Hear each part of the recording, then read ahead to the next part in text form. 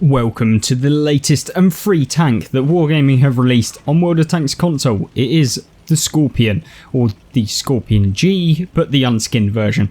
This tank is the tier 8 German tank destroyer and it is amazing, and you can get it for free by completing the operation. It's a super easy operation. It's literally just a case of just playing, to be honest with you, playing enough. You'll do it over time. You don't really have to focus on any one thing, and to actually get it is going to be just a case of jumping on every now and again, playing a few games, and eventually you'll complete it. Now the challenge is only available up until the end of September / early October. It is the September Earn Challenge for World of Tanks, so you really have to kind of pay attention as to the earn challenges, whether or not you actually want to complete them. So that's the main thing, and of course that's what this review is going to hopefully do for you guys, is decide whether or not you should actually even invest the time to be able to get these tanks. And the short answer to that is yes, but this video is going to showcase the actual gameplay and the sort of thing that this thing can do. Now, the gameplay of this tank, well, you have basically 490 alpha damage in this vehicle. You've got pretty low hit points, and you're also a paper tank destroyer, so you cannot bounce very many rounds at all. But you don't, it just doesn't really matter when you're kicking out 490 alpha every 9 seconds, and you can do it very, very consistently because the accuracy of this tank is perfect, really, really good, and that means that you can basically be a bit of a pinpoint sniper, as with all of the German tanks in the game. But you'll see here, nice shells into basically targets that have no chance of spotting us because the concealment of the vehicle is fairly okay as well. There's nothing too really major there, but this replay showcasing the kind of capacity that this thing has in the later stages of the game to kind of carry, because many tanks, maybe some weakly armoured tanks, don't typically have the capability of kind of carrying towards the later stages because you just don't have the alpha and you also don't have the armour, whereas this has a little bit of armour because it had the Panther hull, but it does have a terrible turret, so you get penned every single time through the turret, which is a bit disappointing, but it doesn't really matter all too much. Now, one thing that this tank is great at is being just the kind of counter to a lot of aggressive tanks, and aggression for the enemy team when you're playing in the Scorpion can be horrible for them, because effectively what you've got here is a kind of stalwart. You can basically sit there, you can wait for them to come to you, and you can dish 490 damage shells out so easily, and that means that they're really getting punished super hard. So you can see that by the Nomad and this VK. Kind of problem here is just the fact that they've kind of got between a kind of rock, or this Nomad is behind the hill and the VK is kind of in this area. I realise that I can shoot his cupola, and of course as soon as I actually aim at it, he moves, which is the usual World of Tanks, is that typical timing. But nonetheless, we've also managed to get a bit of spotting damage within this replay, which is something that the Scorpion can do as well. As with all of the tank destroyers,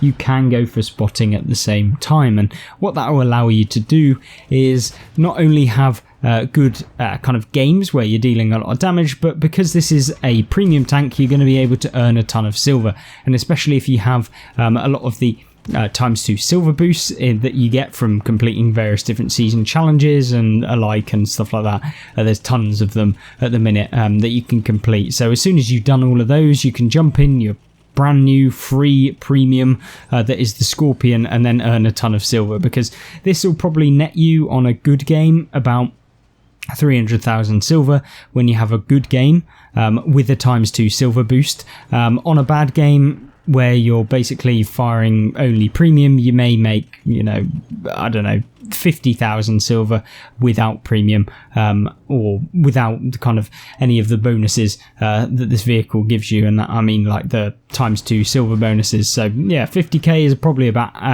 fairly average. You could consistently get that every single game, but yeah, on a good game, and good games happen quite regularly in this vehicle, so I don't know whether you'd count them as good games, but yeah, this vehicle can really shine under pressure. And I always find that the best tier 8s are ones that it doesn't matter what tier you come in, and actually if it does matter what tier you're in, it's usually the tanks that are the best that actually prefer to be in tier 10 games than they do in tier 8, because you have a lot more damage that you can get. And you'll see that actually by yesterday's video, where we saw the most broken tank destroyer probably outshines this by an absolute country mile, which is the NM116, the tier 8 tank destroyer from the American line, or at least like it's called the Panzerjäger, but it's literally American, and I don't know. It's basically a tank that is super good. Has probably one of the highest damage per minute at tier 8 as well, because why not? And then it also can go 60 kilometers an hour, so yeah, it's super fast. The only downside is it doesn't have armor, but the Scorpion is a good replacement. I mean, both of the tanks are perfect. This one is free, the other one you have to pay about 40 quid for, or like $60 if you actually want to pick it up. So it's a super expensive one. I never really recommend spending $60 or £40 on one singular tank in one game, but you can obviously do whatever you want with your money, and if you're only interested in just having a good time and being able to play like an OP tank, then maybe the NM116 is for you. But also bear in mind that you should really go and try and get this vehicle if you can. So you're seeing here that my team is deciding to go one by one into the ISU 152K. I'm telling this the T43 that's decided to just go after him to hold back, try and come back this way, because I just don't have a shell and I'm never going to get there in time before he YOLOs around the corner. And as soon as if I dropped down and actually went to go and help him, I'd then be in the exact same position that the T43 and the Hammer were in, where the ISU just pokes you and deals 750 damage, and you don't get to return both of the shells to kind of make it worth it. But so at this point, just going to sit here, and this is what the Scorpion does super well. You don't have to always be moving in World of Tanks. Sometimes you have to move to be able to get damage, but you don't always have to consistently move, and sometimes it is best to stay put. Sometimes, but remember, you do have to move sometimes. But the Scorpion here, you're seeing now the tank destroyer now moving forward, the ISU. We definitely don't want to get hit by that, because especially if he's loading a HE, he could literally one-shot us, because that is the BL-10 and it's pretty devastating. Now, he does actually manage to hit us. I didn't think he would be able to, but we do plow around straight into him. That could have been curtains there if I missed that shell, when it was a pretty small shell, but we come out with the victory, and of course that is what we like, saving it till the end. 4,408 damage with 767 assistance, picking up 276,000 silver with a ×2 silver boost, so that is not your standard. Obviously have premium account.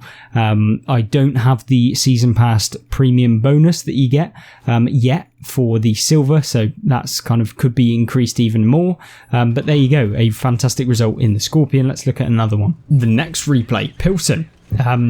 Probably a good example of how the Scorpion can fare on a town map, because remember, Scorpion, it's a tank destroyer. It's one that prides itself on having fairly okay camo, whilst also being at long ranges to use the accuracy and the bonuses that this tank gets over a lot of other tanks in the game. But obviously you can still play this as more of an aggressive tank, and you can also play it on these town maps. You just have to be very careful as to what you're doing. Now you're seeing here, nice little shell into the T-34-100, starts us off with a bang, and of course it picks us up a nice 500 damage. You only have to do a couple of those in this game to actually come out with a very nice result indeed.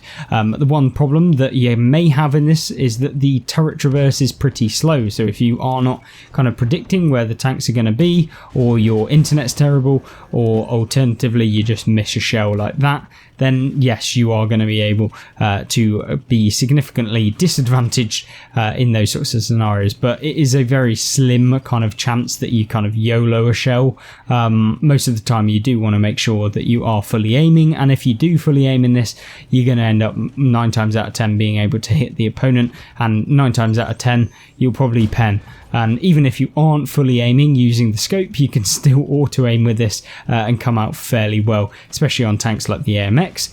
One thing I always want to kind of highlight to you guys is that although I use auto aim quite a bit in my gameplay, I always make sure that when I'm using auto aim, or at least like it as much as possible, that the tanks that I'm going to be auto aiming are heading in a straight line either towards you or away from you, because what that does is that they're basically not going to be changing trajectory. So if when I fire my shell, it's going to hit the place where they are. When they start going sideways, there's absolutely no point in auto-aiming, because at the end of the day, by the time my shells actually hit where I was auto-aiming, the tank has already moved past that point and my shell's just going to miss. So that's where leading your shells comes into play, and something that you always have to bear in mind when thinking about using auto-aim. So that was a bit of a tangent, but it's important for you guys to know, if you don't already know that, within the game there is lead, and you do have to give lead in front of a tank, because obviously physics do still work in this game, although